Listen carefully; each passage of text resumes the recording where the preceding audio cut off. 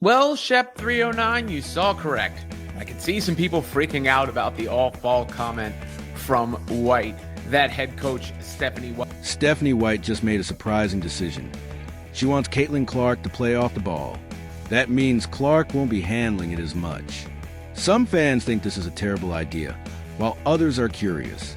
Is White onto something, or is this a huge mistake?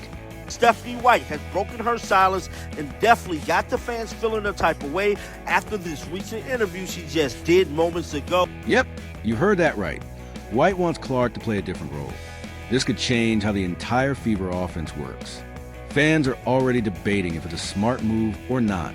But so Stephanie White has been on this podcast. We're going to be reacting to some of the clips. And this is Stephanie White talking about areas of improvement they're focusing on with Caitlin Clark. But wait, Clark is known for running the offense. Last season, she led in assists and made plays all game. So why take the ball out of her hands? White actually thinks that's part of the problem. For us as coaches, it's moving her off the ball a little bit more so she's not getting worn out in game. We're challenging her on the defensive end of the floor as well, being a better defender. As an opponent, you want to attack a good offensive player by making them play on the defensive end, putting them through the ringer. We will be creative as a staff how we utilize her and how we utilize her talent. Her reason? Clark was doing too much and getting tired.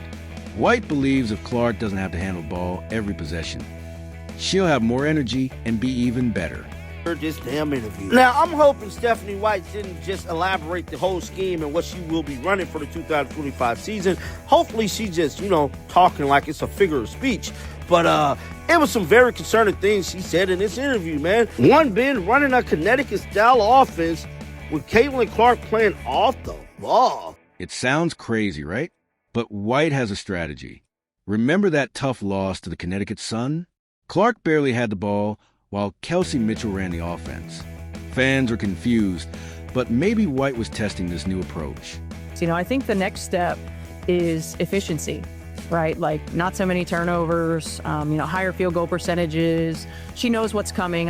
Caitlin, ironically enough, I hate the phrase less turnovers, because if you guys didn't watch the playoffs, Caitlin Clark was played off the ball in game 1 against the Connecticut Sun. She was garbage. She was absolutely garbage. White wants to play a style like Connecticut. Lots of movement, screens, and smart passing. It worked for her in the past. But will it work with Clark? Look, she wasn't good in the first place. The game plan of Christy Sides to put the ball in Kelsey Mitchell's hands and of Caitlin Clark standing there and you being a spot-up shooter was the dumbest thing ever. At the end of the game, Caitlin Clark goes, well, at least my turnovers were not high. And I'm like, are you,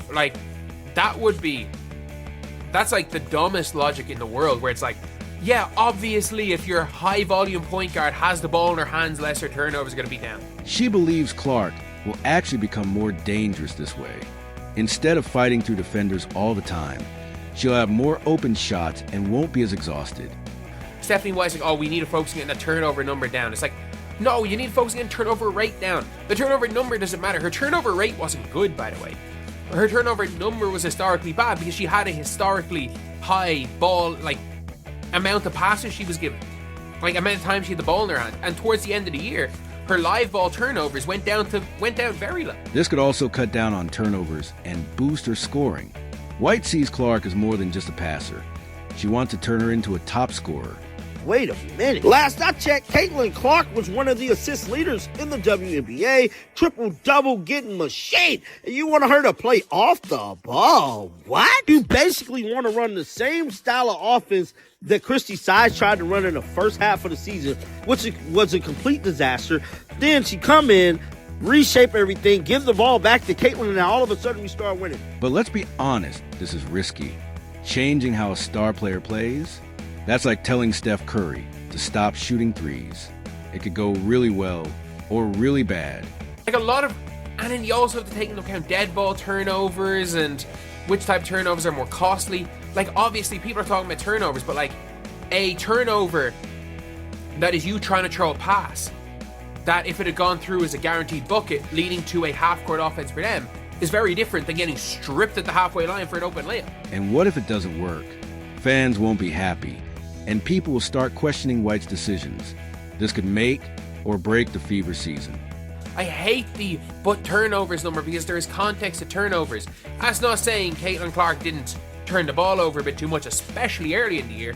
But ironically, the turnover numbers did not tell the full story about her turnovers. There were games where she committed 9 turnovers, where 7 of them were quote-unquote good turnovers, 2 of them were bad, and there was games where she committed 5 turnovers and gave up 5 freaking buckets from the 5 turnovers. So, can this actually work? In the NBA, players like Steph Curry and Klay Thompson thrive off the ball. But the WNBA is different. Will this strategy succeed here? Good. You know, continuing to get asked about Caitlin Clark and Indiana, and I'm like, guys, like, just relax. Like, they're gonna figure it out. They've got to learn how to play together. You know, she's thrown into this league right away, and she's gonna figure it out. And she did. And she's gonna see all kinds of coverages. She's gonna see all kinds of matchups. White is taking a big gamble. She's not just fighting other teams. She's dealing with fan expectations and pressure to win. If this backfires, she'll take the blame. And thankfully she's explaining, it's like, okay, what we do in certain situations, what we do from different looks, which obviously will cut down on the turnover number, and it will also cut down on the bad turnovers. But let's not forget, Clark's rookie season wasn't easy. Every game, teams focus on stopping her. She got pushed around, double-teamed, and pressured every play. You have seen this in the WNBA. One of the things that always happens with great players, from year 1 to year 2, they always make a jump. And usually when it comes to the W, like, they get stronger. And, like, they're just, like, you cannot knock them around anymore. And, yeah, obviously we've seen with Caitlin Clark how much bigger Caitlin Clark has gotten physically over the last while. On top of that, she had to make decisions every time she touched the ball. That's a lot for any player, even a superstar. No wonder she said she needs to get stronger. So Caitlin Clark in college was not the strongest player in the world. Like, she was somebody that wasn't weak by any means, but we saw when it came to the WNBA that she wasn't able to really assert herself physically. White sees that too. She knows Clark is already working on getting stronger, and this change might help her in the long run. Fairness, her first game matchup was a tough one because her first matchup was against Dijonais. Second matchup was against Benijah Laney-Hamilton. Third matchup against Benijah Laney again. Fourth matchup against Dijonais again. So we're looking at the team that has their first 4 games against the freaking Sun and someone for the toughest defenders. And from that point on, it did seem like she was basically that she wasn't physically up to being a top guard. But the big question is, can Clark adjust? Or will this take away what makes her special? White isn't just thinking about this season. She's thinking about Clark's future. No. Yes, she is stronger, first and foremost. You know, and again, she's got a lot of self-awareness. And, you know, she figured that out, you know, right away. Like, I need to get stronger. I can't get knocked around as much. And so she's done a great job of getting in the weight room and really focusing on her areas that she needs to focus on in terms of strength, in terms of, you know, low center of gravity, you know, time under tension, like all of those things. Some fans think White is messing up Clark's game. Others believe this could turn her into a legend. Who's right? Anyone who watched the off-season workout footage of Caitlin Clark probably noticed the same thing. She looked like she bulked up a little bit. She looked like she got a little bit stronger. White's idea is to let Clark run around screens and get open looks instead of always creating shots for others. That could make her even harder to guard. Yeah, so she's going to have that in her arsenal. And it's going to make her harder to defend. It's going to make her way, way harder to defend because, like, if you can't bully her, it means that the Dijonais hand check through three-quarter court isn't going to be allowed. And there's another benefit. If Clark isn't using all her energy on offense, she can play better defense too. It's all part of White's big plan. Go for it here. First of all, let me begin by saying, who coached against Caitlin Clark last year?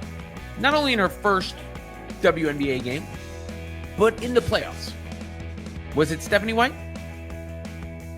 True or false, the Connecticut Sun did a good job against Caitlin Clark? I would say true. But what about Clark's passing? That's a huge part of her game. If she's not handling the ball as much, does that mean fewer assists? Right?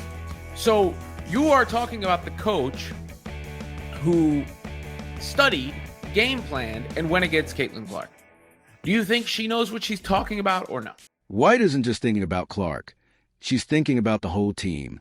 If everyone is moving and playing together, the Fever could be tough to stop. Also, when she says play off the ball a little bit more, that doesn't mean they're taking the ball out of Caitlin Clark's hands. Let's not be ridiculous here. Caitlin Clark is the engine of this team. She will have the ball in her hands the majority of the game. She will be the decision maker on the court and an extension of the coach. But taking her off the ball a little bit more is wise. This plan could make Clark even better, or it could backfire completely. White is making a bold move, but will it pay off? Here's the thing.